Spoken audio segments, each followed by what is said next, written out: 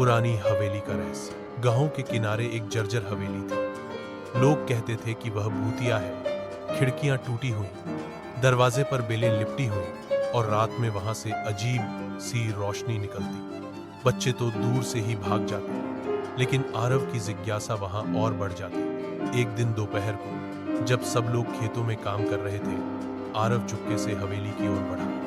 अंदर घुसते ही उसे धूल और मकड़ी के जालों से भरी बड़ी सी लाइब्रेरी दिखी। वाह, इतनी किताबें! उसकी आंखें चमक उठी। उसे लगा जैसे यह जगह उसकी ही प्रतीक्षा कर रही थी। किताबों में से एक, जो सबसे ऊंची अलमारी में रखी थी, हल्की सी चमक रही थी। आरव ने जैसे तैसे कुर्सी चढ़कर उसे नीचे उतारा। किताब बहुत भारी थी। उस पर सोने जैसी चमकते अक्षरों में लिखा था, मायावी लोक का प्रवेश द्वार। आरव के रोंगटे खड़े हो गए। किताब का खुलना जैसे ही उसने किताब खोली, पन्ने अपने आप पलटने लगे। अक्षर नीली रोशनी में चमकने लगे। अचानक एक अजीब सी आवाज गूंजी, ओ ज्ञान प्यासे, यदि तुम सच में साहसी हो तो इस राह पर कदम रखो, लेकिन याद रहे, जादू उतना ही खतरनाक है जितना मोह। आरव हक्का बक्का रह गया।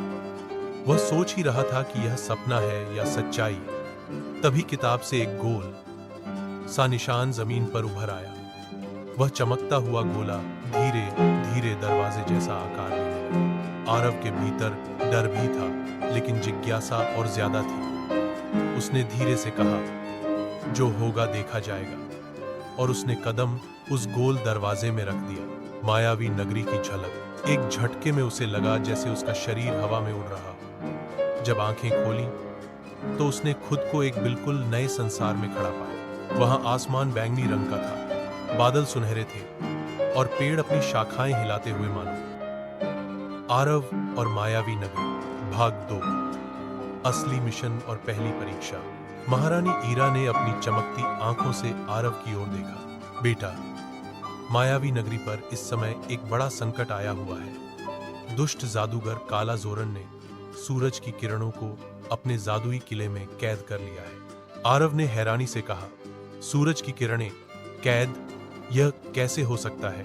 महारानी बोली, इस नगरी का जीवन, हमारी शक्ति और खुशी सब सूरज की किरणों पर टिकी है, लेकिन अब जब से वे कैद हो गई हैं, हर दिन और अंधकारमय होता जा रहा है। अगर अगले 7 दिन में किरणें मुक्त न हुई तो हमारी नगरी हमेशा के लिए अंधकार में डूब जाएगी। आरव ने गला सूखते हुए कहा, लेकिन इसमें मैं क्या कर सकता हूँ? मैं तो बस गांव का एक साधारण लड़का हूँ। महारानी मुस्कुराई, तुम साधारण नहीं, चुने हुए हो।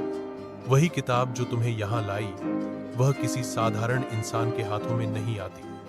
तुम्हें ही सूरज की किरणों को मुक्त करना होगा। टोबू बीच में कूद पड़ा। और मजे की बात यह है कि इस मिशन में खतरे से ज्यादा कॉमेडी होगी। आरव ने टोबू को घूरा। कॉमेडी मतलब?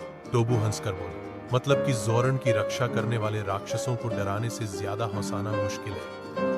उनका पेट हौंसते ही फटता है। अगर तुम उन्हें हंसा पाए तो रास्ता साफ। आरव का माथा ठनका। तो मुझे हंसाना होगा? टोबू ने सिर हिलाया। हाँ भाई, यही है तुम्हारी पहली परीक्षा। पहला दरवाजा, हंसी का पहरेदार। अगले ही पल महारानी ने हाथ उठाकर जादू किया। अचानक उनके सामने एक विशाल दरवाजा प्रकट हुआ। दरवाजा पर लिखा था, हंसी की घाटी। आरव और टोबू जैसे ही उस दरवाजे से गुजरे, उन्हें सामने एक अजीब दृश्य दिखाई दिया। एक विशालकाय दानव जो किसी पैर। आरव और मायावी नगरी, भाग 3, गूंजवन का रहस्य। पुल पार करते ही आरव और टोबू एक अजीब से जंगल में पहुंचे। इस जंगल की पत्तियां हरी नहीं बल्कि नीली थी और उनमें से मधुर संगीत निकल रहा था। हवा में हर ओर सुरताल तैर रहे थे। आरव ने आश्चर्य से कहा, वाह, यहाँ तो जैसे हर पत्ता गा रहा है।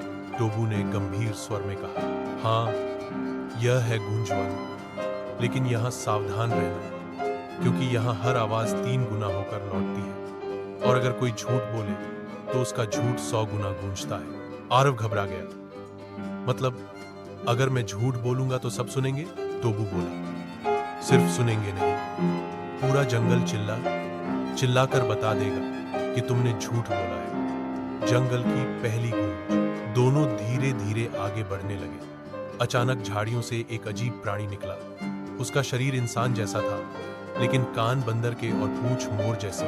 उसने ऊंची आवाज में कहा, रुको आगे जाने वाले यात्री, पहले सवालों का जवाब दो। झूठ बोले तो समझो जंगल तुम्हें खुद बाहर फेंक देगा। आरव ने टोबू की ओर देखा। टोबू ने आंख दबाकर इशारा किया, डरना मत, सच्चाई बोलना। प्राणी ने पहला सवाल किया, तुम्हारा नाम क्या है? आरव ने ईमानदारी से कहा, मेरा नाम आरव है। जंगल ने 3 बार गूंज दी, आरव आरव आरव।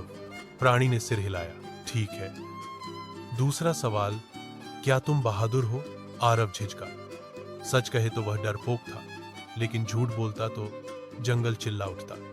उसने हिम्मत करके कहा, सच तो यह है कि मैं बहादुर नहीं हूं, मैं बहुत डरता हूं। जंगल से 100 आवाजें उठी, बहादुर नहीं, डरता है डरता है डरता है। प्राणी मुस्कुराया, सच बोलने के लिए धन्यवाद। यहां यही असली ताकत है। मजेदार गड़बड़ी। अब सवाल टोबू से किया गया,